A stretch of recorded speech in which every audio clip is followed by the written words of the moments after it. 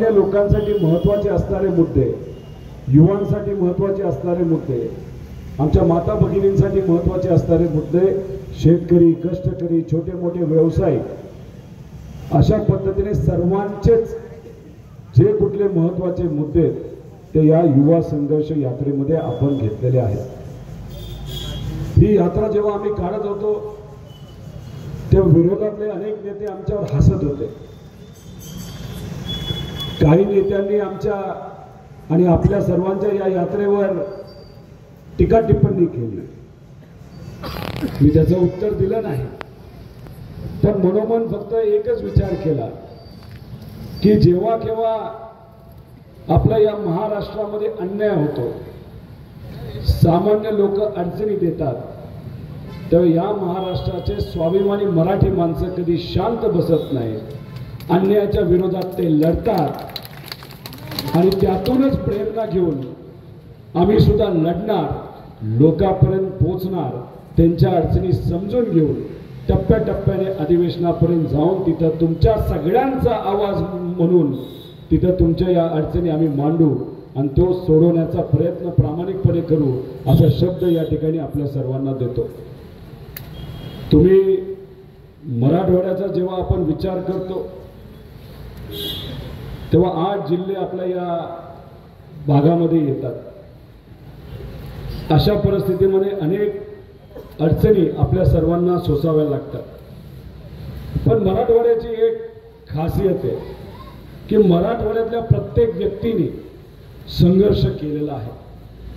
आज सुद्धा पाऊस कमी झाला, जास्त झाला, तिथं आपल्याला संघर्ष करावा लागतो, विकासाच्या बाबतीत संघर्ष करावा लागतो, पण शेवटी संघर्ष करून आपल्या सर्वांना न्याय देण्याचा प्रामाणिकपणे प्रयत्न आपण सर्वजण मिळून करत असतो।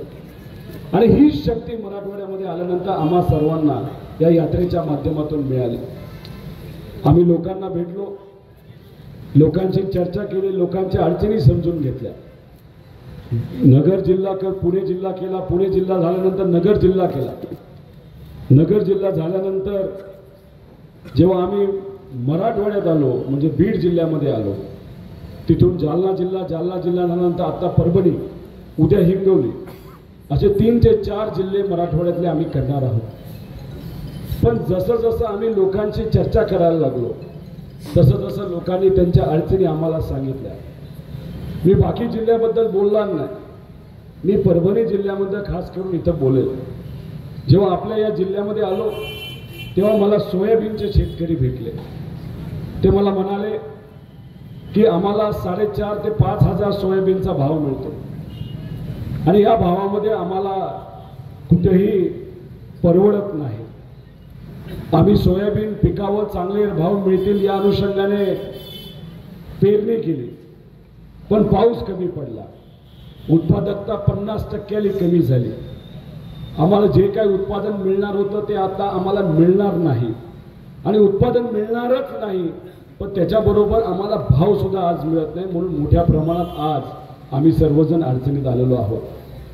कपाशीचे काही शेतकरी भेटले, ते आम्हाला सांगत होते पाऊस कमी झाल्यामुळे आमचं पण उत्पादन कमी होतंय आणि आज आम्हा सगळ्यांना जो काही भाव मिळतो तो 7,000च्या आसपास मिळतोय आणि या 7,000 रुपयामध्ये आम्हाला काहीही परवडत नाही। काही दिवसांपूर्वी तुम्ही सर्वांनी वर्ल्ड कपची मॅच बघितली असेल, इंडिया विरुद्ध ऑस्ट्रेलिया। तिथं दुर्दैवाने आपण हारलो, आपली टीम चांगली होती, त्या टीमने कष्ट घेतले होते, पण जशी ऑस्ट्रेलिया वर्ल्ड कप मध्ये जिंकली, काही महिन्यांपूर्वी ऑस्ट्रेलिया हा देश आणि तिथे असणारे शेतकरी कापसाच्या बाबतीत सुद्धा जिंकले आणि आपल्या भारतातला शेतकरी हा कापसाच्या बाबतीत तिथं हरला होता। जेव्हा आपल्या या महाराष्ट्रामध्ये, या देशामध्ये कापसाचे भाव हे 12,000च्या आसपास गेले होते, तेव्हा केंद्र सरकारने ऑस्ट्रेलियामधून तिथं असणाऱ्या ऑस्ट्रेलियाचा शेतकऱ्याचा कापूस आपल्या भारतामध्ये आणला आणि इथे असणाऱ्या शेतकऱ्याला अडचणीत आणून भाव 12,000 वरनं 6,000 वर आणून दाखवले। हे करामती सरकारचं काम आहे आणि मग याचा विरोध हा आपण सर्वांनी केला पाहिजे। तर शेवटी आपला शेतकरी जेव्हा शेतामध्ये काम करतो, कष्ट घेतो, त्याची एवढीच अपेक्षा असते की माझ्या शेतीमालाला कुठेतरी चांगला भाव मिळावा। आपण बँकेकडनं कर्ज घेतो, आपण बँकेचं कर्ज कमी पडलं तर मग आपण एखाद्या व्याजावरनं पैसा घेतो आणि अशा पद्धतीने तिथं आपण जेव्हा शेती करतो आणि त्याच्यात जर आपण नुकसानात गेलो तर एखाद महिना आपला नुकसानात नाही तर अडचणीत जात नसतो, अख्खं वर्ष शेतकऱ्याचं अडचणीत जात असतं। आणि मग आपण अपेक्षा करतो विम्याचे पैसे आपल्याला येतील। विमा 1 रुपयाचा आपण सगळ्यांनी भरला, पण शेतकऱ्याचं कधीच म्हणणं नव्हतं की आम्हाला 1 रुपयामध्ये विमा द्या। शेतकऱ्याचं म्हणणं असं होतं जेव्हा आम्ही सर्वजण अडचणीत येऊ तेव्हा आम्हाला विम्याचा मोबदला हा लगेचच मिळाला पाहिजे, एवढीच आमच्या शेतकऱ्याची अपेक्षा होते। पण तसं घडताना आपल्याला दिसत नाही। आपण 1 रुपयाचा विमा भरला असला आणि कृषी मंत्र्यांनी आपल्या सर्वांना काय सांगितलं होतं की दिवाळी आम्ही गोड करू। झाली का आपल्या सगळ्यांची दिवाळी गोड? मिळाला का विमा आपल्याला? आपल्याला जो काही ऍडव्हान्स होता कोणाला 3000 मिळाले, कोणाला 1200 रुपये मिळाले, 1600 मिळाले, 3-4 हजार रुपये मिळाले। एक शेतकरी मला म्हणाला की दादा आम्हाला विम्याचे 1600 रुपये भेटले। मी म्हणलं मग घेतले का? नाही। कोण जाणार परभणीच्या शहरामध्ये, कोण तिथे जाणार, अधिकाऱ्यांशी बोलणार, कसं पैसा घेणार, याच्यापेक्षा न गेलेलं बरं। अशी आज आपल्या सर्वांची परिस्थिती आहे। तसंच कापसाच्या बाबतीत, सोयाबीनच्या बाबतीत, तुरीच्या बाबतीत तुम्ही टीव्हीवर कुठल्याही मंत्र्याला तुमच्या हिताचं, तुमच्या बाजूचं कापसाचे भाव वाढण्यासाठी तसंच सोयाबीनचे भाव वाढण्यासाठी कधी आज बोलताना बघितले का? मंत्री तुमच्या बाजूने बोलताना आपण बघितलेत का? तुमचे पालकमंत्री तुमच्या या जिल्ह्यामध्ये किती वेळा आलेत मला सांगा? आलेत का? जर पालकमंत्रीच आपल्या जिल्ह्यामध्ये येत नसतील तर इथं असणाऱ्या लोकांना अडचणी काय आहेत हे कसं त्यांना समजणार? अधिकाऱ्यांशी चर्चा सुद्धा त्यांची झालेली नाही। मग अशा परिस्थितीमध्ये सामान्य लोकांना जर दुर्लक्ष केलं जात असेल, त्यांच्याकडे लक्ष दिलं जात नसेल, त्यांच्या अडचणी काय त्या समजून घेतल्या जात नसतील तर मग याचा विरोध हा आपण सर्वांनी केला पाहिजे आणि तुमचा आवाज हा उठवलाच पाहिजे। आणि त्याचंच एक प्रतीक म्हणून ही युवा संघर्ष यात्रा आपण काढलेली आहे। खरं तर विजयराव भांबळे साहेब असतील, राहुलभाऊ पाटील साहेब असतील, तसेच आपले खासदार जाधव साहेब असतील, फौजियाताई असतील, इतरही सर्व नेत्यांनी जेव्हा दुष्काळ जाहीर झाला आणि त्याच्यातून अख्खा आपला जिल्हा हा वगळण्यात आला होता, या लोकांनी आंदोलन केलं, पुढाकार घेतला, तिथं अधिकाऱ्यांकडे गेले, आम्ही कमिशनरांकडे गेलो, तुम्ही सर्वांनी त्याचा विरोध केला। मग दुसऱ्या यादीमध्ये आपला जिल्हा हा घेण्यात आला, पण त्याच्यामध्ये सुद्धा आपली चेष्टा केली। पहिल्या यादीमध्ये 40 तालुके घेण्यात आले होते आणि त्या 40 तालुक्यामध्ये 99 ते 100% जे मतदारसंघ होते ते सत्तेत असणाऱ्या आमदारांचे होते। मग इथं असणारा आमदार सुद्धा सत्तेत आहे, मग जिंतूर हा तालुका का घेण्यात आला नाही याच्याबद्दल आपले जे लोकप्रतिनिधी आहेत किती वेळा सरकारकडे जाऊन लढले, ऐकले का तुम्ही? ते लढले तुमच्या सर्वांच्या हितासाठी, वाचले का पेपरमध्ये? मग अशा परिस्थितीमध्ये हे लोक जेव्हा लढली तेव्हा दुसऱ्या यादीमध्ये आपलं नाव आलं असलं तरी त्याच्यामध्ये कुठेही लिहिलेलं नाही की आमच्या शेतकऱ्याला किती रुपयाची मदत ही मिळणार आहे। पहिल्या यादीत लिहिले, पण दुसरा GR ज्याच्यामध्ये तुमचा जिल्हा घेण्यात आला आहे त्याच्यामध्ये कुठेही नमूद केलं नाही की आमच्या शेतकऱ्याला मदत किती दिली जाणार। NDRFचे जे निकष म्हणतात, जर जिरायत भाग असेल तर त्याला 8,500 रुपये, जर बागायत भाग असेल त्याला 13,500 रुपये, पण 8,500 आणि 13,500 आपलं भागत नाही। अधिवेशनामध्ये मुख्यमंत्री साहेब बोलले होते की NDRFचा जो नॉर्म आहे, जे काही निकष आहेत त्याच्या 3 पट पैसे आम्ही आमच्या शेतकऱ्याला दिला। असं गेल्या वर्षी अतिवृष्टीच्या वेळेस त्यांनी सांगितलं होतं। अतिवृष्टीचे पैसे आलेत का आपल्याला? आपल्या या भागामध्ये गेल्या वर्षीचे सातत्याने झालेल्या पावसाचा पैसा आलेला नाही। त्यामुळे या अधिवेशनामध्ये गेल्या वेळेसचा जो पैसा तुमचा हक्काचा आला नाही त्याचाही आवाज आम्ही उठवणार आणि यंदा दुष्काळ जो जाहीर झालाय त्याच्यासाठी आमच्या शेतकऱ्याला 4 ते 5 पट पैसा मिळाला पाहिजे, हाही मुद्दा आम्ही सर्वजण मिळून अधिवेशनामध्ये घेणार आहोत। तसंच आम्ही इन्शुरन्सचा विषय घेणार आहे, विम्याचा प्रश्न घेणार आहोत. पण हे सगळे प्रश्न घेत असताना आमच्या युवांना सुद्धा खूप मोठे प्रश्न पडलेले आहेत. शेतकरी म्हणून, कष्टकरी म्हणून हे जे छोटे मोठे व्यावसायिक दिसत आहेत, त्यांनी सुद्धा त्यांच्या मुलाला मुलीला खूप मनापासून शिकवलं, ग्रॅज्युएट केलं, डबल ग्रॅज्युएट केलं. आणि काय त्यांची अपेक्षा होती की त्यांच्या हाताला काम मिळेल, कुठेतरी एखाद्या चांगल्या कंपनीमध्ये नोकरी मिळेल. पण काय आजची परिस्थिती, 48% इंजिनियर या महाराष्ट्रामध्ये जे डिग्री घेऊन बाहेर पडतात त्यांना या महाराष्ट्रामध्ये नोकरी मिळत नाही. ही आजची परिस्थिती आहे.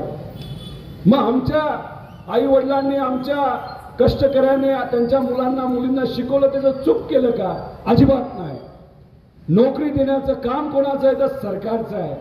सरकार जर या बाबतीत कमी पडत असेल तर या सरकारला विचारलं पाहिजे की तुम्ही या युवांसाठी काय करत आहात, त्यांच्या नोकरीसाठी काय करत आहात.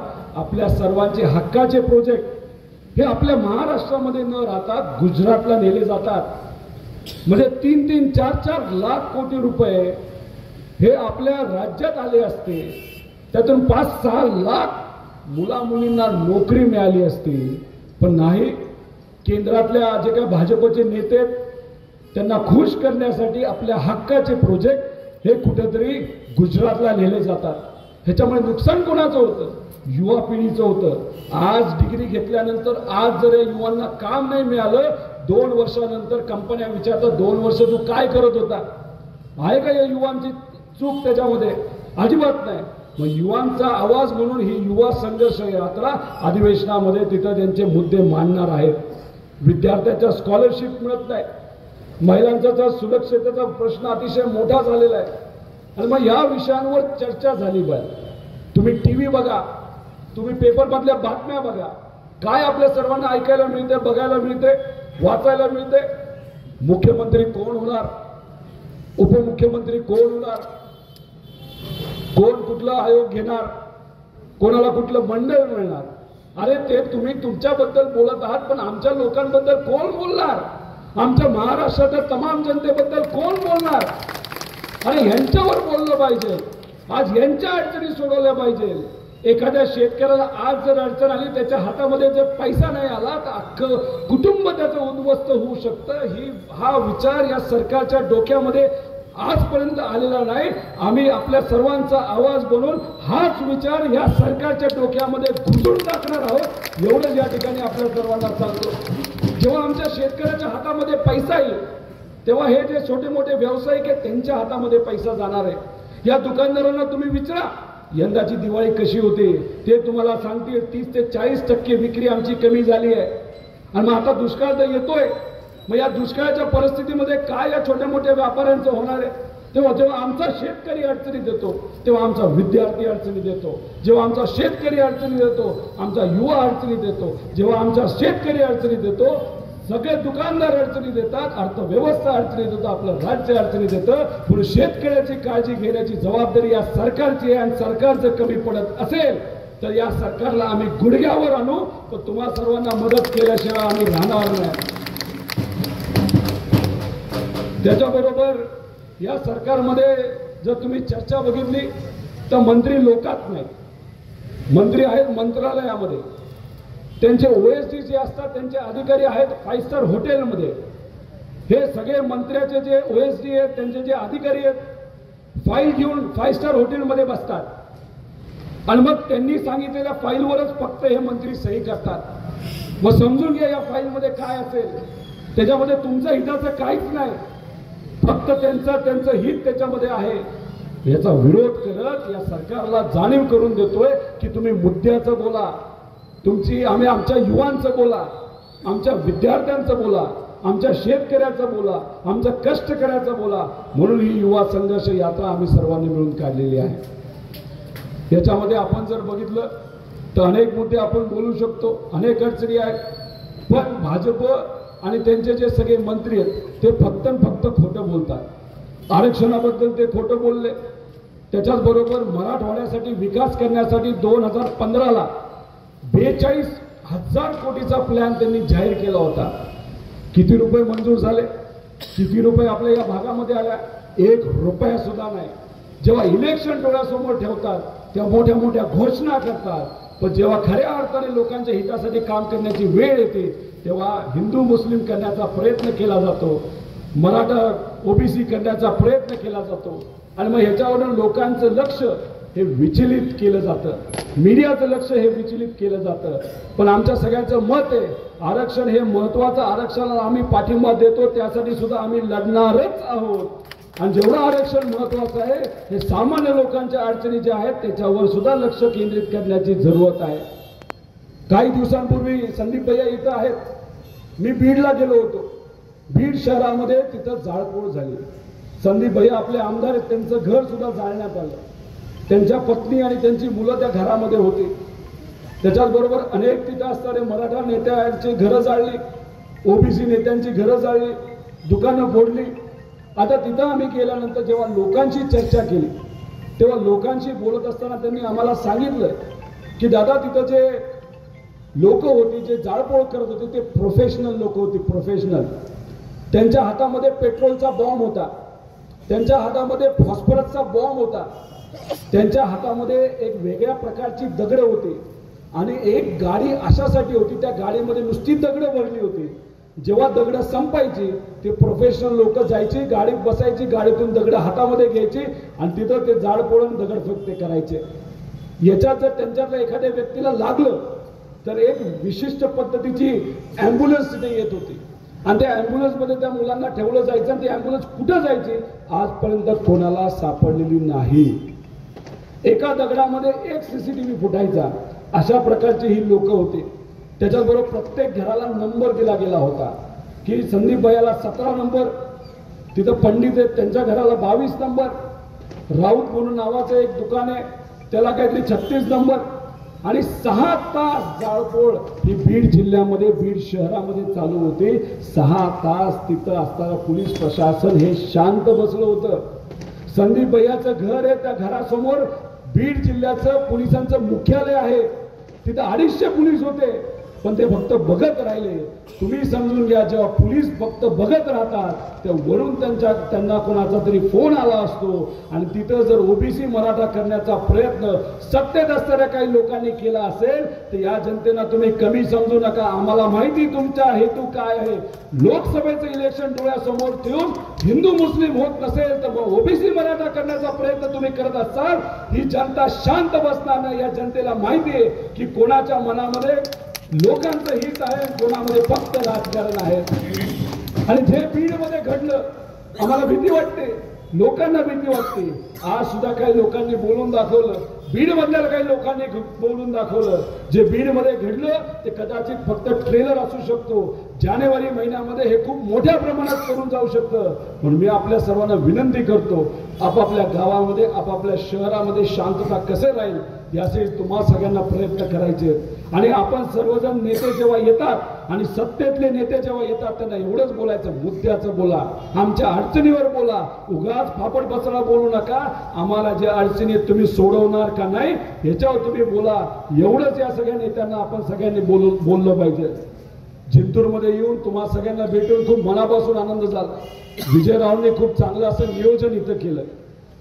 विजयरावांकडे बघितल्यानंतर मला असं सारखं वाटतं की ते आमदारच आहेत. थोडक्यातच त्यांची आमदारकी काय कारणांवर, म्हणजे विजयरावांची भीती किती घेतली होती बघा त्यांच्या इलेक्शनच्या काळामध्ये. कुठले कुठले नेते आले तुम्ही सांगा बरं, कोण कोण आलं? 2 मुख्यमंत्री आले, अजून पलीकडच्या जवळच्या तालुक्यामध्ये मोठी सभा झाली.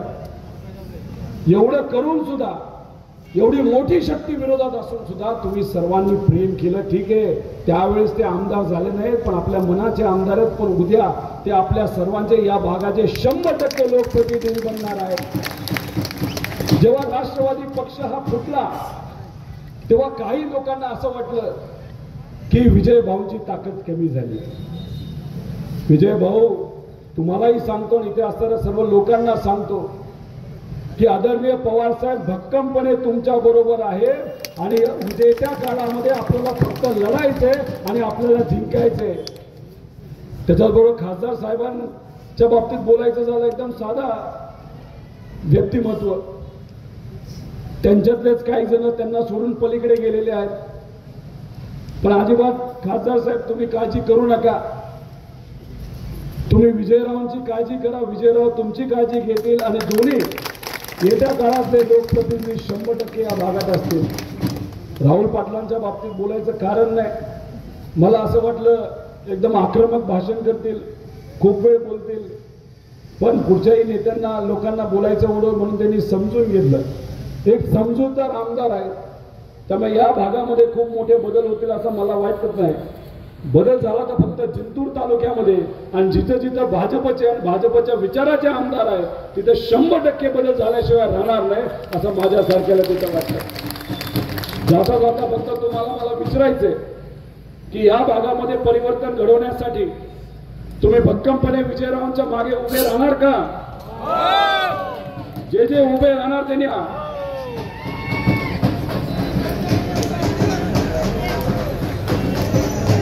तसंच खासदार साहेब इथं आहे.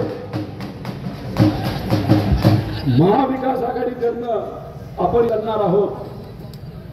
इथून खासदार साहेब परत एकदा खासदार व्हावेत यासाठी तुम्ही खासदार साहेबांच्या पाठीमागे आहात का?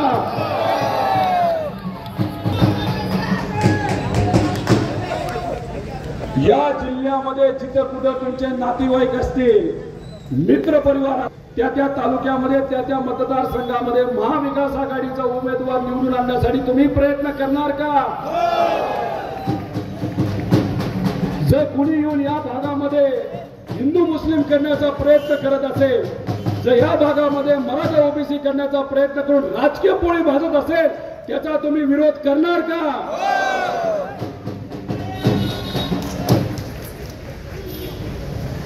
हा उत्साह, ही ताकद, ही ऊर्जा खरंच आम्हा सगळ्यांना प्रेरणा देऊन जाणारी आहे.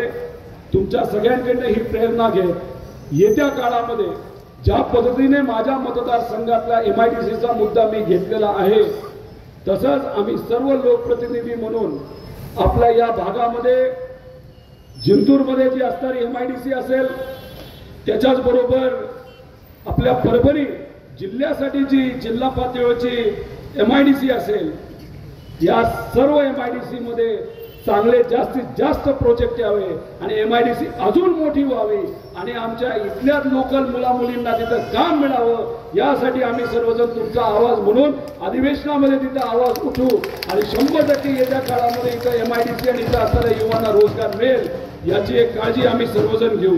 तसंच परभणीमध्ये असणारी 38 एकरावर टेक्सटाईल पार्क जी तुमच्या सगळ्यांच्या हक्काची होती, ती इथून दुसरीकडे कुठेतरी घेण्यात आली, नाहीतर दुसरी नुसती घोषणा झाली, ती सुद्धा पार्क आपल्यापर्यंत कशी येईल, आरोग्य व्यवस्था चांगली कशी होईल, या सर्व गोष्टींकडे आम्ही लक्ष देणार आहोत. एवढंच या ठिकाणी आपल्या सर्वांना सांगतो. तुम्ही एवढ्या मोठ्या संख्येने आलात त्यासाठी मी मनापासून आपल्या सर्वांचे आभार व्यक्त करतो. आमच्या बरोबर आमचे पदयात्री गेले 350-400 किलोमीटर चालत आहेत. सोशल मीडियावर आपण सर्वांनी पाठिंबा दिला, आज या शहरामध्ये तुम्ही पाठिंबा दिला, त्यासाठी मी मनापासून आपल्या सर्वांचे आभार व्यक्त करतो. इथं आलेले सर्व मान्यवरांचे वेळात वेळ काढून इथं तुम्ही आलात, पाठिंबा दिला, त्यासाठी मी मनापासून आपल्या